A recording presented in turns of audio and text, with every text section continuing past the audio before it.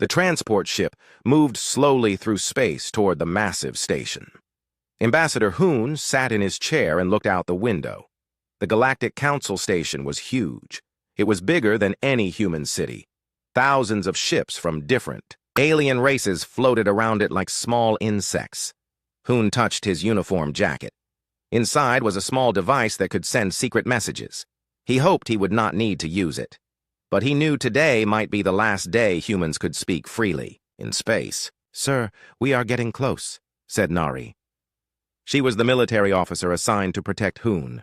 Her hand stayed near her weapon, even though weapons were not allowed on the station. "The alien ships are watching us very closely." Through the window, Hoon could see the alien fleet. There were hundreds of ships. Each one was 3 times bigger than the human transport. Their hulls were smooth and shiny. Strange lights blinked along their sides. These ships belonged to the Galactic Council forces. "They want us to know we are outnumbered," Hoon said quietly. "They think this will make us afraid." Kyung looked up from his computer screen. He was the communication officer. His fingers moved quickly over the keys, but he tried to look calm. "Ambassador, I am receiving the docking instructions. They want us to dock at Bay 94. Bay 94 is in the prison section," Nari said. Her voice was tight with worry. "That is not where they put diplomatic guests." Hoon nodded. He had expected this. The council was not planning a real meeting. They were planning a trap, but humans had walked into traps before. Sometimes they walked in on purpose. The transport ship entered the station's docking bay. The bay was enormous. It could hold 50 human ships easily, but today it held only their small transport and 20 council guard ships. The guard ships pointed their weapons at the human transport. "Stay calm," Hoon told his team. "Remember, we are here to talk, nothing more." They left the ship and walked into the station. The hallway was twice as tall as any human building. The walls were made of some kind of white metal that seemed to glow. Strange symbols covered every surface. Alien beings lined both sides of the hallway. Hoon recognized some of them from his study files. There were the tall, blue-skinned Altarians. The insect-like Vespians clicked their mandibles as the humans passed. The gas-breathing Nebulans floated in their environmental suits. But most of the aliens Hoon had never seen before. Some had tentacles instead of arms. Others had too many eyes or no eyes at all. A few looked almost human, but their skin was the wrong color or their limbs bent in impossible ways. All of them stared at the humans. Some made sounds that might have been laughter. Others just watched with cold alien eyes. 847 species, Kyung whispered. "That is how many different races are in the council. And only one human species," Nari added. They walked for 10 minutes through corridors filled with alien watchers. Finally, they reached the council chamber. The chamber was a massive sphere. Seats covered the curved walls from floor to ceiling. In each seat sat a different alien being. At the bottom of the sphere was a small platform. This was where the humans would stand. Above them, nearly 1,000 alien representatives looked down. "Very dramatic," Hoon said under his breath. A voice boomed through the chamber. It came from speakers hidden in the walls. The voice spoke in perfect human language, but it sounded cold and mechanical. "Humans of Earth, you stand before the Galactic Council. You are accused of crimes against civilized species. You are accused of unnecessary violence. You are accused of war crimes against the Keth Collective." Hoon stepped forward. "We are here to answer these accusations. We believe there has been a misunderstanding." A section of the wall opened. A creature floated out. It was Council Prime, Vextar. Hoon had seen pictures, but seeing the real being was different. Vextar was 10 feet tall and had no solid body. It was made of some kind of flowing energy contained in a clear shell. When it spoke, lights flashed inside its body. "There is no misunderstanding, human. Your species attacked Keth ships without warning. You destroyed their mining operations. You killed thousands of innocent workers." "The Keth ships were attacking human colonies," Hoon replied. "We defended ourselves." "Lies!" The voice came from somewhere in the seated aliens. "Humans are violent. They cannot be trusted."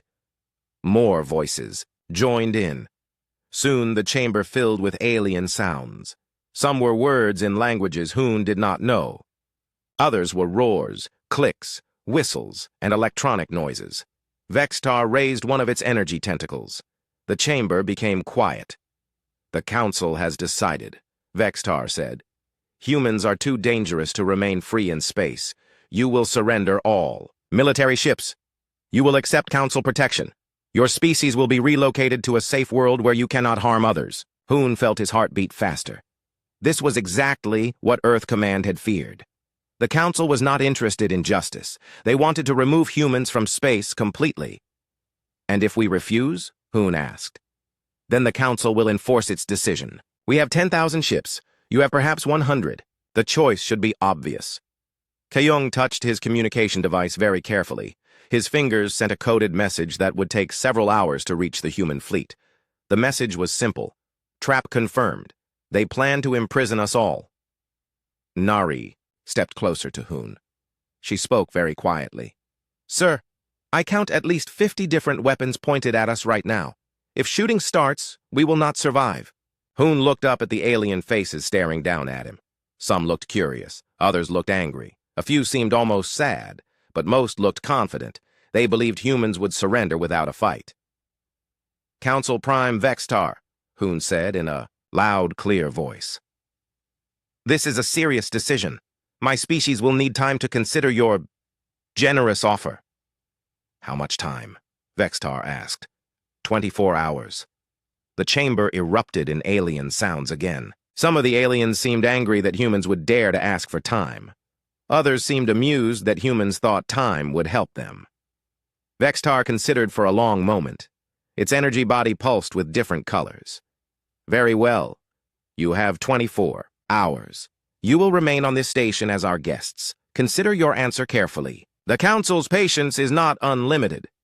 Guards appeared from hidden doorways. They were not the same species, but they all carried energy weapons. The weapons hummed with barely contained power. "We will escort you to your quarters," one of the guards said. Its voice came through a translation device that made every word sound threatening. As they walked through the corridors again, Hoon noticed more details. Emergency blast doors were positioned every 50 meters. Weapon ports were hidden behind decorative panels. The entire station was designed like a fortress. Their quarters were comfortable but clearly a prison. The doors locked from the outside. The windows showed only empty space. No ships were visible except the Council fleet. When they were alone, Kyung activated a small device that would block electronic listening devices. "The message is sent," he said, "but it will take 18 hours to reach our fleet." "That gives us 6 hours after the fleet gets the message," Nari said. "Not much time for them to plan." Hoon sat down and looked out the window. Somewhere out, there beyond what they could see, the human fleet was waiting. Admiral Young and his ships were 3 star systems away. The Council thought they were too far away to matter. The Council was about to learn that humans thought about distance differently than other species. "Get some rest," Hoon told his team. "Tomorrow will be a very interesting day." Outside their window, the Council fleet patrolled in perfect formations. The alien ships moved in predictable patterns, just like their owners thought in predictable ways. None of them suspected that 24 hours was not the time humans needed to surrender. It was the time humans needed to prepare for war. Admiral Young stood in the command center of the human flagship Indomitable. The ship was 3 star systems away from the Council station, but Young could feel the tension through space itself. Around him, his officers worked at their stations, with quiet efficiency. "Admiral, we received Ambassador Hoon's message," said Jin, the intelligence officer. She looked tired. She had been working for 18 hours straight, analyzing Council fleet movements. "It confirms what we suspected. The peace talks are a trap." Young nodded. He was a tall man with gray hair and scars on his hands from 20 years of space combat. He had fought pirates, raiders, and 3 different alien species, but he had never fought anything like this. "Show me what we know," Young said. The main screen displayed a 3-dimensional map of the Council station and surrounding space. Red dots showed Council ships. There were hundreds of them. Blue dots showed the 3 human ships hidden in the asteroid field nearby. The difference in numbers was obvious. "They have us outnumbered 100 to 1, said Sewell, the tactical coordinator. She was young but brilliant. Her computer models had never been wrong. In a traditional battle, we would lose in minutes. Good thing we do not fight traditional battles, Young replied. Commander Minho activated his communication station. Admiral, the other ship captains are requesting orders. Captain Lee on the Defiant wants to know if we should move closer. Captain, Park on the Retribution is asking about weapon preparations. Young walked to the center of the command room. Through the main window, he could see stars and empty space. Somewhere out there, Ambassador Hoon was buying them time. Somewhere else, the Council fleet was preparing to capture or destroy humanity's leadership. Officers, listen carefully, Young said. The Council thinks they understand human military doctrine. They think we fight like they do. They are wrong. The room became very quiet. Even the computer systems seemed to hum more softly. When the Altarians fight, they use massive fleets in direct assault. When the Vespians fight, they swarm with thousands of small ships.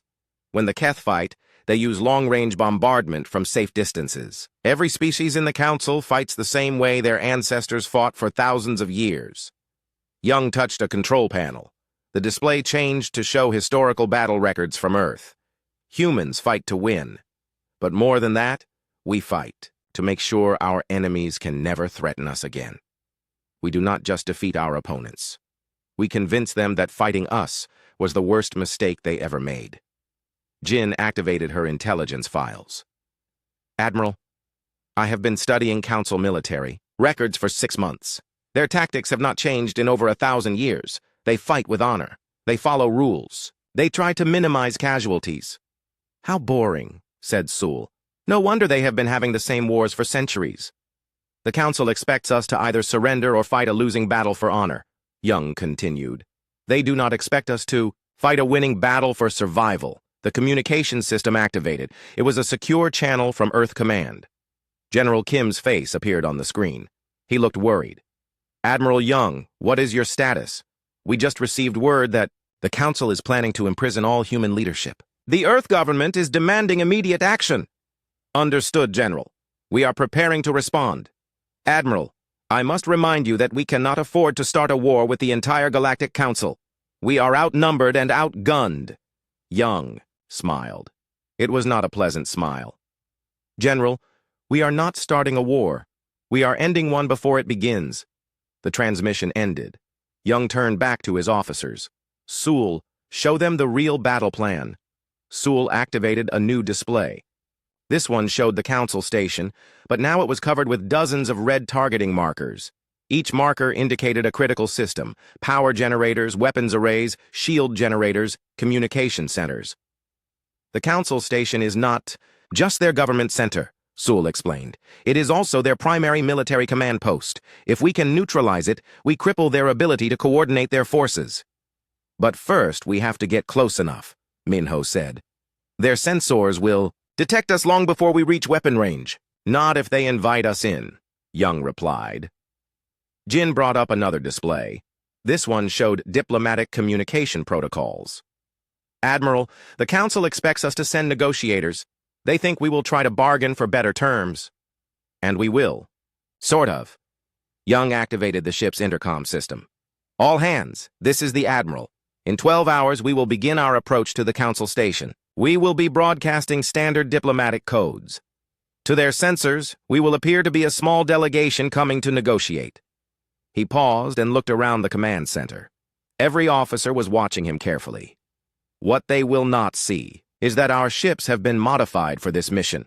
Our cargo holds do not contain supplies. They contain additional weapons systems. Our diplomatic quarters have been converted to missile pods. Our communication arrays are actually targeting computers. Saul smiled. The Council thinks human ships are primitive because we use kinetic weapons instead of energy beams. They do not realize that kinetic weapons cannot be deflected by their shields. Their shields are designed to absorb energy, Jin added. A high-speed metal projectile will punch right through them.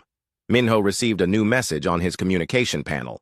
Admiral, Ambassador Hoon has sent another coded transmission. He reports that the Council is planning to make their ultimatum public. They want the entire galaxy to see humans surrender. Perfect, Young said. They are creating the perfect audience for our demonstration. The command center's main door opened. Captain Lee from the Defiant and Captain Park from the Retribution entered. They had traveled over from their ships using small, stealthy shuttles. "Admirals," Lee said with a formal salute.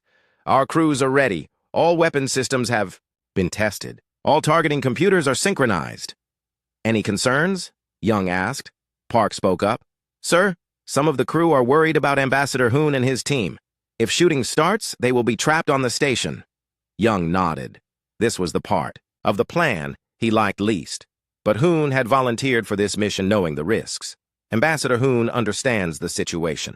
His job is to keep the Council focused on the negotiations until we arrive.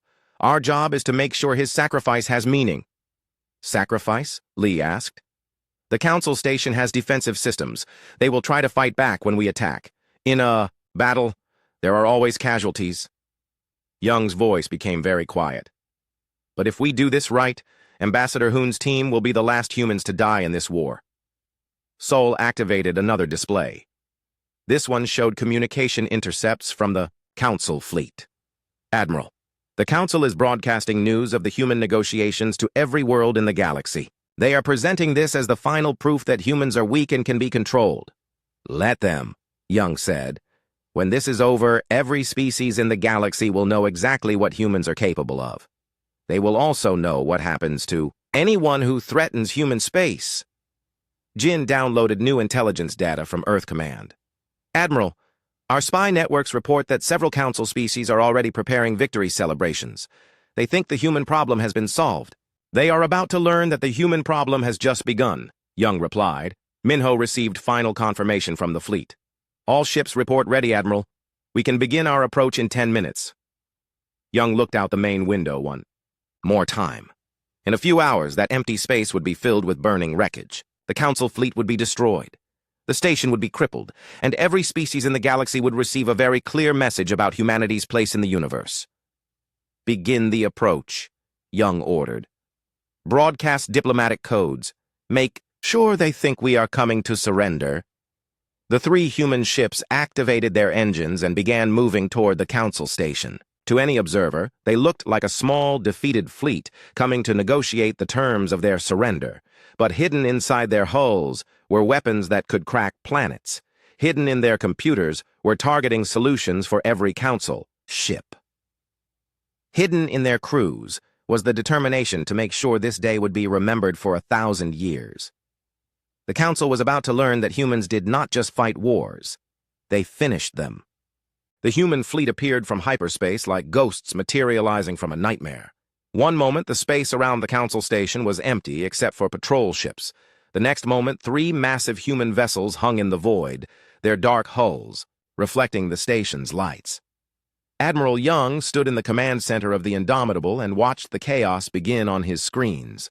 Council ships were scrambling to respond, but they moved slowly. They had expected surrendering humans, not a battle fleet. "Dana, report," Young said to his strategic coordinator. Dana looked up from her targeting computer. Her fingers danced across the controls as she tracked dozens of enemy ships. "Admiral, the Council fleet is trying to form a defensive formation. They are following Standard Protocol 7 Alpha. Very predictable. Time to target acquisition. 30 seconds for all primary targets. The Council ships are exactly where our models predicted they would be." Young activated the fleet communication channel. "All ships, this is Admiral Young. Execute Plan Omega. I say again, execute Plan Omega." The response was immediate. All 3 human ships opened their cargo bay doors, but instead of supplies or shuttles, the bays revealed rows of missile launchers and kinetic cannon. The ships had been rebuilt from the inside out for this single mission. On the Council station, alarms began to sound.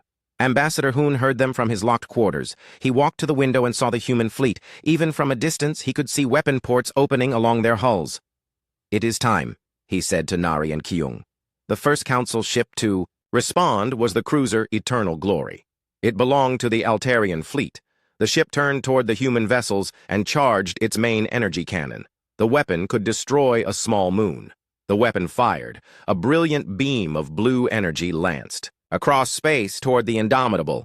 The energy beam hit the human ship's shield and simply vanished. The shield absorbed the energy and converted it to power for the ship's own weapons. "Impossible!" The transmission came from the Altarian ship. "No ship that size should have shields that strong." Admiral Young smiled coldly. "Kai, show them what impossible looks like." Kai was the weapons officer. He had been waiting for this moment for months. His finger pressed the firing control for the main kinetic battery. The Indomitable launched a volley of metal projectiles. Each projectile was the size of a small car and moved at a significant fraction of light speed. The Altarian ship's energy shields, designed to stop energy weapons, offered no protection against solid matter moving that fast. The projectiles punched through the enemy ship's hull like bullets through paper. Secondary explosions rippled along the Altarian cruiser's length. In less than 10 seconds, the ship broke apart and died. "First kill confirmed," Dana reported. "Altarian cruiser destroyed. No survivors detected." The Council fleet finally began to react in earnest. Dozens of ships turned toward the humans and opened fire. Energy beams, plasma bolts, and exotic particle weapons filled the space between the fleets. The human ships moved through the barrage like dancers. Their shields absorbed or deflected most of the incoming fire. What got through hit armor that had been designed to survive the worst weapons humans could build. "Wu, begin the bombardment protocol," Young ordered. Commander Wu activated the secondary weapon systems. These were not designed to destroy ships. They were designed to send a message. The human fleet began a systematic destruction of the Council forces. They did not target random ships. They targeted specific vessels in a specific order. First, they destroyed the command ships, then the communication ships, then the heavy weapons platforms. Each destruction was broadcast to the surviving Council ships. The humans made sure every alien crew could see exactly how their companions died. "This is Council Fleet Command." The transmission came from the station. "All ships, engage the human vessels. Use attack formation Delta 9. Dana looked up from her displays. "Admiral, they are trying to surround us. 73 ships moving to flanking positions." "Let them come," Young replied. "Sol, execute." Dispersal pattern. The 3 human ships suddenly broke formation. Instead of staying together for mutual protection, they spread out across the battlefield. To the Council commanders, this looked like a panic response. It was not. The Indomitable accelerated toward the largest group of Council ships. As it moved, it launched missiles from every available port. But these were not normal missiles. Each one contained a small artificial intelligence that could identify and target enemy weaknesses. The missiles found their targets with deadly precision. They struck engine cores, weapon systems, life support generators, and command centers. Ships that should have taken hours to destroy died in minutes. The Defiant and Retribution attacked from different directions. They used different weapons and different tactics. The Council fleet found itself fighting 3 separate battles at the same time. "Sir," Kai called out, "the station is powering up its main defense cannon." Young looked at the tactical display. The Council station's primary weapon was charging. The weapon was designed to destroy entire fleets. If it fired, it could damage or destroy all 3 human ships. "All ships, priority target the station's main gun," Young broadcast. But before the human fleet could respond, something unexpected happened. The station's weapon exploded. "What happened?" Dana asked, checking her instruments. Young smiled.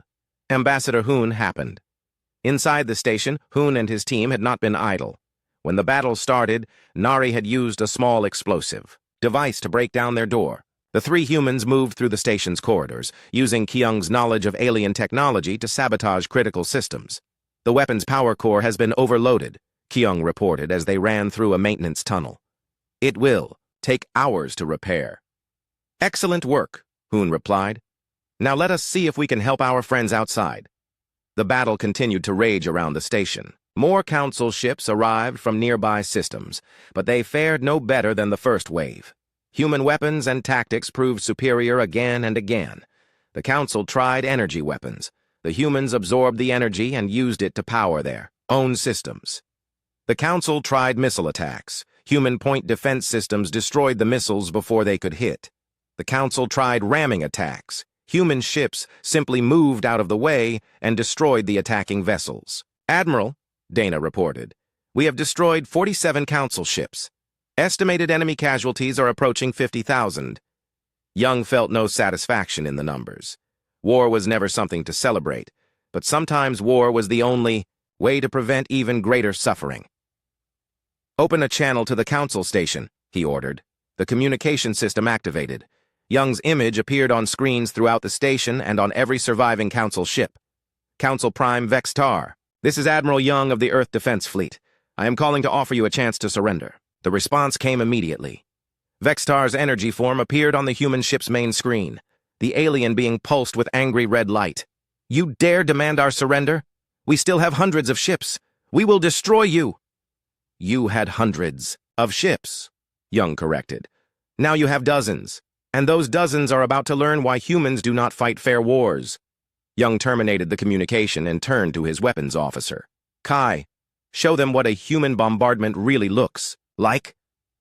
The 3 human ships began the final phase of their attack. They did not try to capture council vessels or force surrenders.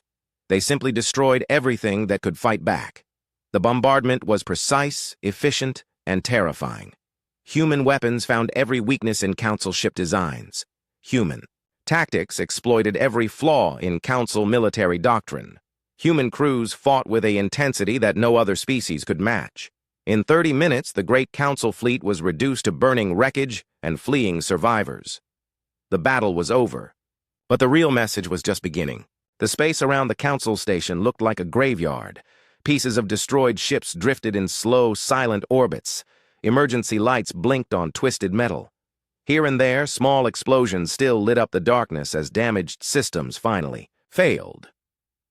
Admiral Young stood in the command center of the Indomitable and watched his communication officer prepare for the most important broadcast in human history. "Yoon, are you ready?" Young asked. Lieutenant Yoon looked up from her translation computers. She was the fleet's linguistic expert. For the past year, she had studied every known alien language. Now all that work would be put to the test. "Admiral, I have translation protocols ready for 847 different languages. The message will be broadcast simultaneously to every world in the galaxy." "Good. Begin recording." The main screen activated. Admiral Young positioned himself in front of the camera. Behind him, through the command center's main window, the burning wreckage of the council fleet was clearly visible. "Citizens of the galaxy, this is Admiral Young of the Earth Defense Fleet. I am speaking to you from the site of the former Council Military Command. As you can see, the Council fleet has been destroyed." Young paused. On screens across the galaxy, billions of alien beings watched in shock. Many had never seen a human before. Now their first sight of humanity was a military commander standing in the ruins of their government's power. The Galactic Council demanded that humanity surrender all military vessels and submit to imprisonment. They believed humans were too dangerous to remain free in space. They were correct about one thing: humans are dangerous, but not in the way they expected. The communication system activated additional channels. Yoon had programmed the message to reach every major news network, every government communication center, and every military command post in known space. "I am now going to show you exactly how dangerous humans can be. Not because we enjoy violence, but because every species in this galaxy needs to understand what they are dealing with." Young gestured to his tactical officer. Dana activated a series of displays that showed detailed analysis of the battle. The Council fleet consisted of ships from 43 different species. Each species believed their military technology was superior to human weapons. They were wrong. Let me show you why. The first display showed an Altarian battlecruiser. The ship was massive and heavily armed. Its energy shields could stop most known weapons. The Altarian ship Eternal Glory fired the first shot of this battle. Its main cannon delivered the equivalent energy of a small star. Our shields absorbed that energy completely and converted it to power for our own weapons. The display changed to show the human kinetic weapons striking the Altarian ship. Altarian shields are designed to stop energy weapons.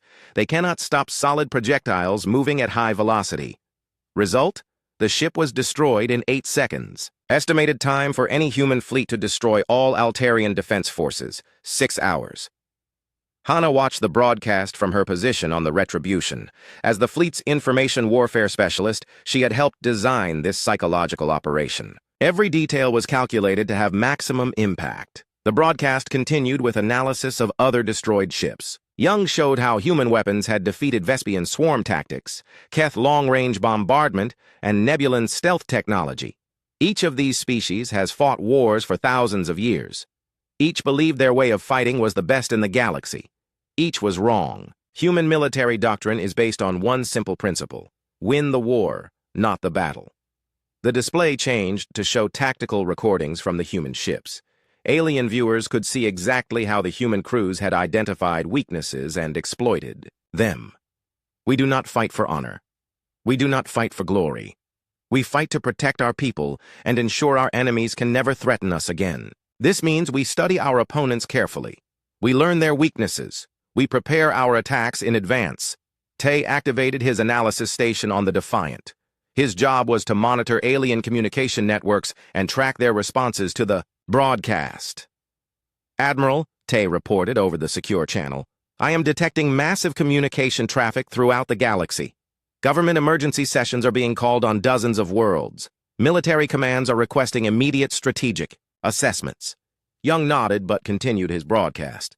"Some of you may think this was an unfair fight. You may believe the Council fleet was caught by surprise and could not defend itself properly. You would be correct. Human warfare is based on creating unfair fights. We do not give our enemies a sporting chance." The camera angle changed to show the entire command center. Alien viewers could see human officers working calmly at their stations, as if destroying entire fleets was routine work. "I want every species in this galaxy to understand what you have witnessed today. This was not humanity's full military capability. This was a demonstration using 3 ships. Earth maintains a defense fleet of over 200 vessels, each more advanced than the ones you see here." Young paused again. He wanted to let that information sink in. 3 ships had destroyed the most powerful fleet in the galaxy. Earth had 200 more, but numbers are not our greatest weapon. Our greatest weapon is how we think about warfare itself. Other species fight the same way their ancestors fought. Humans adapt. We learn. We change. Every battle teaches us how to fight the next one better. Bin monitored the sensor networks from his station. "Admiral, we are detecting emergency fleet movements from 17 different systems. Several species are recalling their ships to defensive positions." "Expected," Young replied quietly, then continued his broadcast. "I am now going to release complete tactical analysis of this battle to every military command in the galaxy. You will see exactly how we defeated each type of ship. You will understand why your current defenses would not protect you. You will learn what happens when humans decide you are a threat." Young gestured to another officer. Lee activated the data transmission systems. "This information is being provided free of charge to every species in the galaxy. Study it carefully. Share it with your military leaders. Understand what it means." The data streams began flowing to every corner of known space.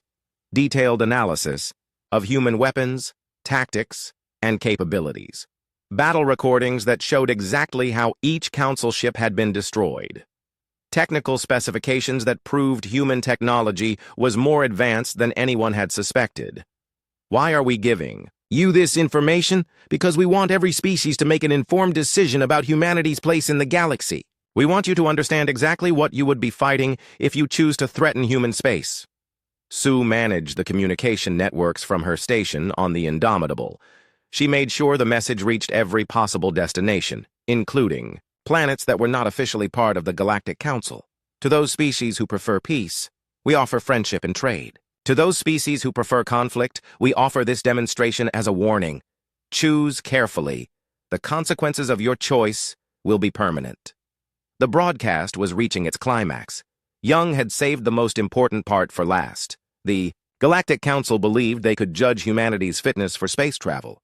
They believed they could imprison our leaders and control our actions. They were wrong, but their mistake provides an opportunity for the rest of the galaxy. Young stepped closer to the camera. When he spoke again, his voice carried the weight of absolute certainty. "From this day forward, human space is forbidden to any military vessel not specifically invited. Any attempt to threaten human colonies, human ships, or human citizens will result in the complete destruction of the attacking force and their home fleet." Park monitored the responses from his position on the Retribution. "Admiral, alien news networks are broadcasting our message live to their populations. Estimated audience, over 2 trillion beings. This is not a negotiation. This is not a treaty proposal. This is a statement of fact. Test this fact at your own risk. Young looked directly into the camera. Across the galaxy, alien leaders looked, back at a human who had just redefined the balance of power in space. Humanity thanks those species who have treated us with respect. We look forward to continued friendship with those who choose peace. For those who choose otherwise, remember this day. Remember what happened to the Council fleet. Remember that. This was just a demonstration. The broadcast ended, but the message would echo across the galaxy for generations to come. The reinforcements arrived exactly when Admiral Young expected them to. His sensors detected the hyperspace signatures 40 minutes after the broadcast ended. Ships from 6 different Council member systems dropped out of hyperspace at the edge of the system. How many? Young asked his sensor operator. 137 ships, Admiral, reported Ben. I count vessels from the Vespian Hives, the Keth Collective, the Altarian Republic, the Nebulan Federation, the Crystalline Assembly, and the Void Walkers. Young studied the tactical display. The new arrivals were forming up in a massive battle formation. Unlike the first Council fleet, these commanders had time to plan their attack. They knew what human weapons could do. They thought they had adapted. Sir, said Dana from her tactical station, the enemy formation is spreading out to prevent concentrated fire. They are maintaining maximum distance to reduce the effectiveness of our kinetic weapons. It appears they learned from our broadcast. Good, Young replied. It would be boring if they made the same mistakes twice. Lee activated the communication systems from her station. Admiral, we are receiving multiple transmissions from the reinforcement fleet. They are demanding our surrender. Let me hear the most interesting one. The main screen activated. A Vespian commander appeared.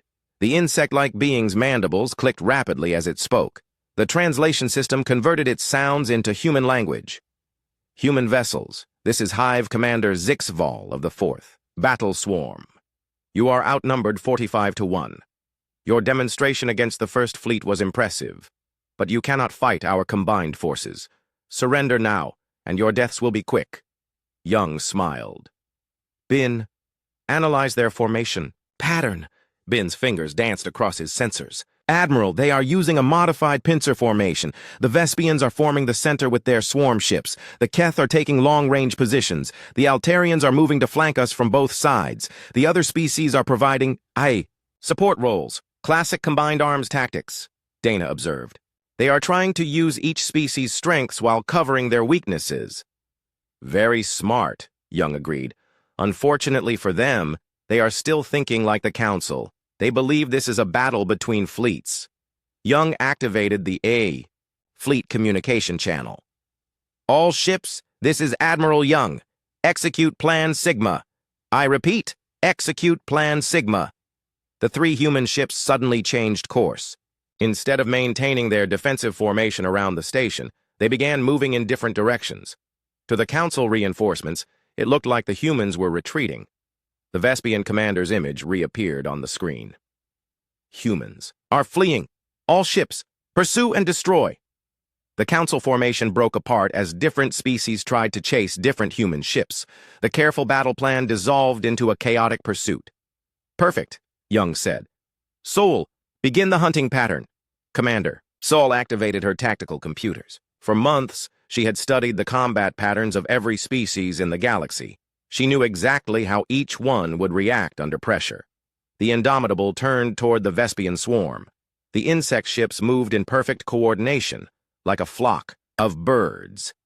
But this predictability was also their weakness. Fire pattern Alpha 7, Sol ordered. The human ship launched a spread of guided missiles, but these were not aimed at the Vespian ships. Instead, they exploded in empty space, creating clouds of metallic debris. The Vespian ships flew directly into the debris clouds. Their formation shattered as individual ships tried to avoid collisions. In seconds, the organized swarm became a confused mass of scattered vessels. Now, Young said quietly. The Indomitable opened fire with its main batteries. The kinetic projectiles found their targets easily. Vespian ships were fast and maneuverable, but they were also lightly armored. Human weapons punched through their hulls like they were made of paper. 12 Vespian ships died in the first volley. Meanwhile, the Defiant was engaging the Keth long-range vessels. Captain Lee had discovered something interesting about Keth tactics during her analysis of the battle recordings. The Keth always fire from maximum range, Lee reported over the communication channel. They never get close to their targets. They think distance equals safety. The Defiant accelerated directly toward the Keth ships. Keth energy weapons reached out across space, but the human ship's shields absorbed the incoming fire. As the distance closed, the Keth weapons became more accurate, but the human shields became more effective. Close enough, Lee said. Fire. The Sea Defiant launched a full spread of missiles at point-blank range. The Keth ships had no defense against close-range combat. Their shields were designed for long-distance energy duels, not for missiles that could maneuver around defensive barriers. 8 Keth vessels exploded in rapid succession. The Retribution was fighting the Altarian flanking force. Captain Park had chosen the most dangerous assignment. The Altarians had learned from the first battle. They were not charging in with energy weapons blazing. Instead, they were using coordinated attacks and defensive formations. Captain Park to Admiral. Young, came the transmission. The Altarians are proving more adaptive than expected. They are using rotating shield configurations and overlapping fire patterns. Understood, Young replied. Show them what human adaptability looks like. Park activated his ship's special modification. Hidden in the Retribution's hull were manufacturing systems that could build new weapons during combat. As the battle progressed, the ship was literally redesigning its armament to counter specific enemy tactics. Target the lead Altarian ship with plasma disruptors, Park ordered. Sir, we do not have plasma disruptors, his weapons officer replied. We do now. The manufacturing systems completed their work in 90 seconds. The Retribution fired a weapon that had not existed when the battle started. The plasma beam cut through Altarian shields like they were not there. The Altarian formation wavered as commanders tried to understand how human ships could change their weapons in the middle of a fight. All human ships, Young broadcast, begin. Evasive pattern Delta. Let them chase us. The 3 human ships began a complex dance through space. They moved in patterns that seemed random, but were actually carefully calculated. The Council ships followed, trying to bring their weapons to bear. But the humans were not fleeing. They were leading their enemies into a trap. Sue, activate the minefield, Young ordered. 3 hours earlier, while the Council was preparing their ultimatum, human ships had seeded the system with thousands of small devices. The devices had been floating quietly in space, powered down and undetectable. Now they activated. The Council ships found themselves flying through a maze of floating bombs. Each device was small, but they were armed with the same kinetic technology as the human ships. Ships that flew too close simply disintegrated. Admiral, Dana reported, enemy fleet cohesion is breaking down. Individual ships are breaking formation to avoid the mines. Time for the killing blow, Young said. All ships, execute pattern Omega-9.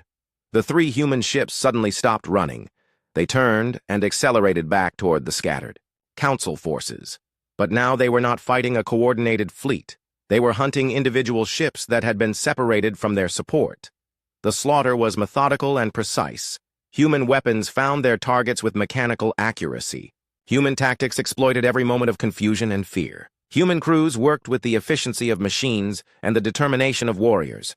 In 20 minutes, the great reinforcement fleet was reduced to burning wreckage and fleeing survivors. Admiral, Bin reported, I am detecting emergency hyperspace, jumps from surviving enemy vessels. Estimate 63 ships fleeing the system. Let them go, Young said. They have a story to tell. The space around the Council station was now littered with the remains of 2 fleets. Hundreds of ships had been destroyed. Tens of thousands of alien crew members were dead. But the real victory was not measured in destroyed ships. It was measured in fear.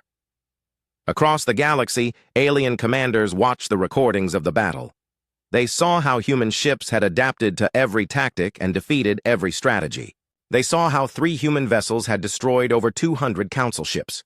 Most importantly, they saw that this was still not humanity's full strength. The message was clear. Do not fight humans unless you are prepared to lose everything. The silence in space was broken only by the occasional explosion, as another piece of wreckage finally succumbed to battle damage. Admiral Young stood in the command center of the Indomitable and surveyed the graveyard that had once been the most powerful fleet in the galaxy. "Nam, begin the withdrawal preparation," Young ordered his operations officer. Commander Nam looked up from his logistics display with surprise. "Admiral, should we not secure the station? Take prisoners? Establish a garrison?" Young shook his head. "We are not conquerors, Commander. We are teachers, and the lesson is complete." The decision surprised many of the crew. Human forces had just won the most decisive military victory in galactic history. The Council Station was defenseless. Dozens of member worlds were unprotected. Humanity could claim an empire spanning half the galaxy. Instead, they were going home. "Sir," said Ju from her intelligence station, "I am monitoring communication traffic throughout the galaxy. Government emergency sessions are meeting on 418 worlds. Military commands are requesting immediate strategic assessments. Some species are already recalling their fleets to defensive positions." "Good," Young replied. "Fear is a better teacher than occupation." On the crippled council station, Ambassador Hoon stood in the ruins of the main chamber. Emergency lighting cast strange shadows on the walls. Most of the alien representatives had fled when the human ships arrived. Those who remained huddled in small groups, speaking in hushed tones. Council Prime Vextar floated near the center of the chamber.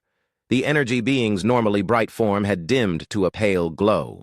When it spoke, its voice was barely above a whisper. "Ambassador Hoon, your fleet has destroyed 2 of our fleets, hundreds of ships, thousands of lives. Are you satisfied with this demonstration?" Hoon walked closer to the alien leader. His diplomatic uniform was torn and dirty from his sabotage mission, but his voice remained calm and professional. "Council Prime, satisfaction is not the correct word. We are relieved that the lesson did not require more extensive instruction." "Lesson?" Vextar's energy form pulsed with confused colors. "You call this slaughter a lesson?" "Yes. The lesson is simple. Leave humanity alone." Hoon activated a small communication device. The device projected a holographic display showing the current state of the galaxy. Red indicators marked worlds where emergency sessions were meeting. Yellow indicators showed species recalling their military forces. Green indicators marked the few worlds that had already sent diplomatic messages to Earth. In the past 6 hours, 47 species have contacted Earth requesting non-aggression treaties. 12 have offered trade agreements. 3 have asked for defense partnerships. None have threatened human space. Vextar studied the display with growing understanding. "You never intended to conquer us. Conquest requires occupation. Occupation requires resources. Resources could be better spent on peaceful pursuits." Hoon deactivated the display. "Fear costs nothing and lasts longer than armies." Back on the human flagship, Admiral Young was receiving reports from across the galaxy. The demonstration had achieved its purpose beyond his most optimistic projections. "Admiral," reported Ray from her communication station, "I am receiving surrender offers from 17 different pirate organizations. They are requesting permission to cease hostile operations against human shipping." "Tell them we will consider their requests," Young replied, "after they compensate the victims of their previous attacks." The changes rippling through the galaxy were dramatic and immediate. Species that had never heard of humans were suddenly very interested in learning about them. Trade routes were being adjusted to avoid human space unless specifically invited. Military patrols were being redirected away from human colonies. "Sir," said Commander Nam, "Earth Command is requesting our status. They want to know when we will begin establishing occupation forces." Young activated the long-range communication system. General Kim's image appeared on the main screen. The general looked tired but relieved. "Admiral Young, congratulations on your victory. When can we expect your forces to begin securing Council territory?" "General, we will not be securing any territory. We are returning to Earth." Kim leaned forward in his chair. "Admiral, I think there may be a communication error. Did you say you are not occupying Council space?" "Correct, General. We have achieved our objective. The threat to human space has been eliminated. But Admiral, you have just defeated the most powerful military force in the galaxy. We could claim dozens of star systems. We could establish humanity as the dominant species in this sector." Young looked out the command center window at the debris field floating around the station. "General, with respect, dominance through occupation is temporary. Dominance through fear is permanent. The communication ended, but Young knew there would be more questions when he returned to Earth. Politicians and military leaders would want to exploit this victory. They would want to build an empire. Young would have to explain that humans had just built something more valuable than an empire. They had built a reputation. All ships, Young broadcast to the fleet, begin final documentation. Procedures. I want every piece of debris cataloged. I want every engagement recorded. I want complete battle analysis available for immediate distribution. The work took 6 hours. Human crews methodically documented every aspect of the battle. They recorded the effectiveness of each weapon system. They analyzed the tactical decisions that led to victory. They created detailed reports on the capabilities and weaknesses of every alien technology they had encountered. Then they released all of it to every major news network in the galaxy. "Admiral," asked Dana, "why are we giving away our tactical advantages? This information could help other species develop countermeasures to our weapons." Young smiled. "Dana, the greatest tactical advantage is not having to use your weapons at all. Every species that studies these reports will understand exactly why they should not fight us." As the human fleet prepared to depart, Ambassador Hoon made one final appearance before the remnants of the Galactic Council. The chamber was nearly empty now. Most representatives had fled to their home worlds to report on the human demonstration. "Council Prime Vexitar, I am authorized to make one final statement on behalf of humanity." The alien leader's energy form pulsed weakly. "Speak, human. The Galactic Council is free to continue its normal operations. Humanity has no interest in governing other species or occupying alien territory. We seek only to be left alone to pursue our own development in peace." Vexitar seemed confused. "You could rule the galaxy. Your military superiority is now unquestioned. Why do you not claim your victory?" Hoon considered the question carefully. "Council Prime, ruling a galaxy requires managing the problems of 1,000 different species. We prefer to let each species manage their own problems. As long as those problems do not become our problems, and if they do become your problems," Hoon gestured toward the wreckage visible through the station's windows, "then we solve them permanently." The human fleet began its departure from the Council system. But before they left, Admiral Young authorized one final action. Release the documentary files. The intelligence officer activated a massive data transmission. Every major news network in the galaxy received detailed recordings of the entire battle, not just tactical analysis, but actual footage from human ship cameras. Alien populations could watch exactly how their most powerful fleets had been destroyed. The recordings included interviews with human crew members explaining their tactics. Technical specifications for human weapons were provided alongside analysis of alien vulnerabilities. Strategic doctrine was explained in simple terms that any military commander could understand. "Admiral," asked Nam, "are we certain we want to reveal this much information about our capabilities?" "Commander, we are not revealing our capabilities.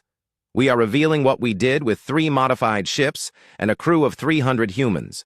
Every species in the galaxy can now calculate what we could do with our full fleet." The human ships activated their hyperspace drives and disappeared into the void. Behind them, they left a galaxy forever changed. Within days, the recordings of the battle were being broadcast on every inhabited world. Military academies began teaching courses on human tactical doctrine. Diplomatic services started training specialists in human psychology and culture. Most importantly, no species ever again suggested that humans should be controlled or imprisoned. Council. Prime Vexitar floated alone in the damaged chamber and watched the stars through the broken windows. The human ships were gone, but their message would echo through space for generations. Humanity had not conquered the galaxy. They had done something more impressive. They had convinced the galaxy to conquer itself. Fear of human retaliation would prevent more wars than human armies ever could. The threat of human intervention would settle more disputes than human diplomats ever would.